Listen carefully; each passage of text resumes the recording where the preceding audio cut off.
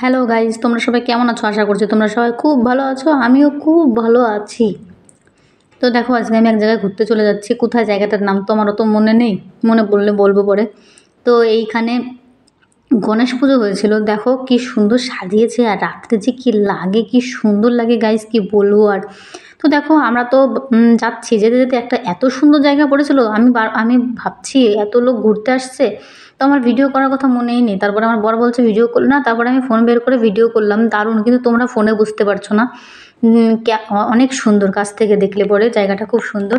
তো আমরা তো বাড়িতে কিছুই খেয়ে যাইনি, তো ওইখানে গিয়ে যে পার্কটায় গেছিলাম ওইখানে গিয়ে আগে এই জিনিসটা খেয়ে নিলাম। বড়া নাকি, কি দারুণ টেস্ট ছিল, খুব টেস্ট এই খাবারটা ছিল। আমি তো প্রথমে খেতে যাচ্ছিলাম না, তারপরে দেখি খুবই টেস্ট খেয়ে। তো এই পার্কটার ভিতরে আমরা যাব, কি নেহেরুল জু পার্ক এই পার্কটার নাম মনে হয় ছিল। তো দেখো ঢুকেই তো আমার নজরে পড়েছে এই ফুলগুলোই আমি শুধু দেখছিলাম, এত সুন্দর লাগে না ফুল। তো ওই কলা গাছটা আমি কোনোদিনও আগে দেখিনি, ফার্স্ট টাইম দেখলাম।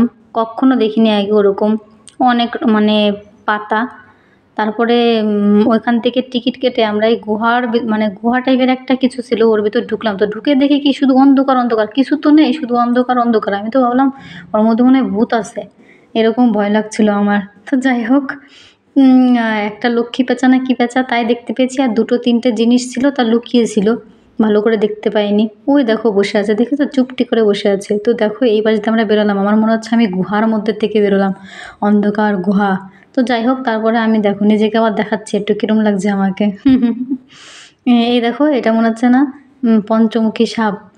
তারপরে আমরা তো অনেক কিছু দেখেছি, সেগুলো ভিডিও করতে পারিনি, মানে ওই দিকেই মন ছিল তখন। তারপরে এখানে জিরাফ দেখছিলাম, এইটা তো আমার খুব সুন্দর লেগেছে, এই জিরাফটা খুব। দেখো কীরকম মানে কাছে আসছিলো, মনে হচ্ছিলো দেবে এক।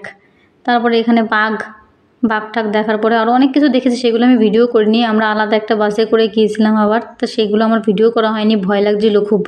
তো দেখো এই জিনিসটা খুব ভালো লেগেছে, ওইখান থেকে জল পড়ছে, আর আমি ভাবছি মনে হয় এখানে শ্যাম্পু গুলিয়ে রেখেছে কেউ, কিন্তু না, আসলে ওইখান থেকে জল পড়ছে, চারিপাশে যে ফেনা ফেনা হয়ে যাচ্ছে পুরো।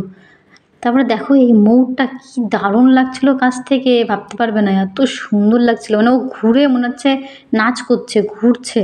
তারপরে কি আমরা প্রথমে এসে বিরিয়ানি খেয়ে নিলাম। বিরিয়ানি খাওয়ার পরে মাংস করলাম, কষা কষা মাংস আর পরোটা, খুব টেস্ট হয়েছিল। তো গাইস, কেমন লাগলো? তোমরা ভালো থেকো, বাই।